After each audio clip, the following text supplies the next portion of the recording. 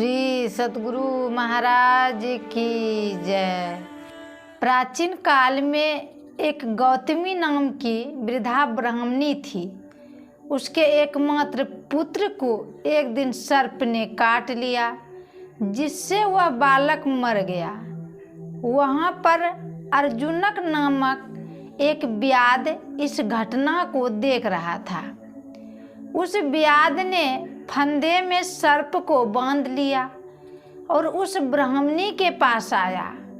ब्राह्मणी से व्याध ने पूछा, देवी, तुम्हारे पुत्र के हत्यारे इस सर्प को मैं अपनी अग्नि में डाल दूं या काट कर टुकड़े टुकड़े कर डालूं? धर्मपरायण गौतमी बोली, अर्जुनक, तुम इस सर्प को छोड़ दो। इसे मार डालने से मेरा पुत्र तो जीवित नहीं होगा और इसके जीवित रहने से मेरी कोई हानि नहीं है।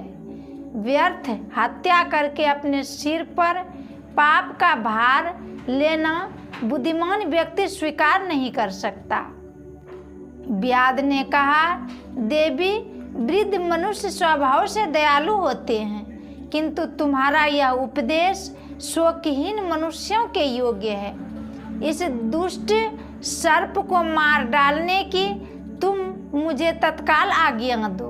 व्याध ने बार बार सर्प को मार डालने का आग्रह किया, किंतु ब्राह्मणी किसी प्रकार उसकी बात स्वीकार नहीं की। इसी समय रस्सी में बांधा सर्प मनुष्य के स्वर में बोला, व्याध, मेरा तो कोई अपराध है नहीं, मैं तो पराधीन हूँ। मृत्यु की प्रेरणा से मैंने बालक को काटा है।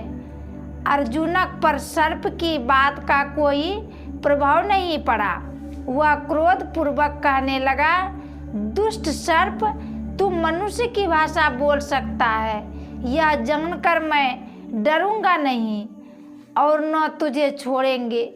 तूने चाहे स्वयं यह पाप किया या किसी से कहने से किया, परंतु पाप तो तूने किया, अपराधी तो तू ही है। अभी मैं डंडे से तेरा सर कुचल कर तुझे मार डालूंगा। सर्प ने अपने प्राण बचाने की बहुत चेष्टा की।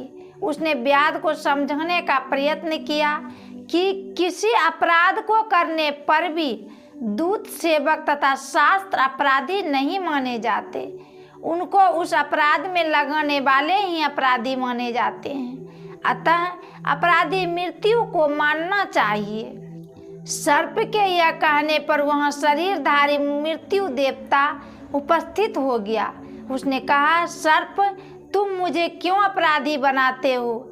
मैं तो काल के वश में हूँ। संपूर्ण लोकों के नियंत्रता काल भगवान जैसा चाहते हैं मैं वैसा ही करता हूँ। वहाँ पर काल भी आ गया। उसने कहा, व्याध, बालक की मृत्यु में न सर्प का दोष है, न मृत्यु का और न मेरा ही। जीव अपने कर्मों के ही वश में है। अपने कर्मों के ही अनुसार वह जन्मता है और कर्मों के अनुसार ही मरता है। अपने कर्म के अनुसार ही वह दुख या सुख पाता है। हम लोग तो उसके कर्म का फल ही उसको मिले ऐसा विधान करते हैं। वह बालक अपने पूर्व जन्म के ही कर्म दोष से अकाल में मर गया। काल की बात सुनकर ब्राह्मणी गौतमी का पुत्र शोक दूर हो गया। उसने व्याध को कहकर बंधन में जकड़े सर्प को भी छुड़वा दिया। श्री सद्गुरु महाराज की जय।